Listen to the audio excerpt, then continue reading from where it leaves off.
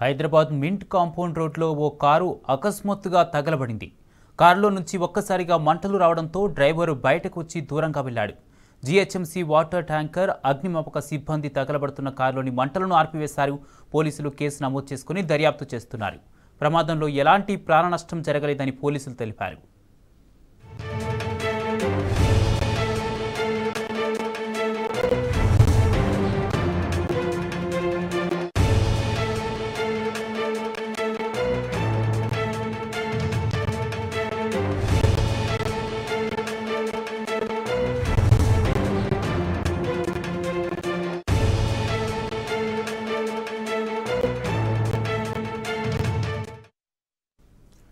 Hyderabad mint compound రోడ్లో ఓ car అకస్మాత్తుగా తగలబడింది.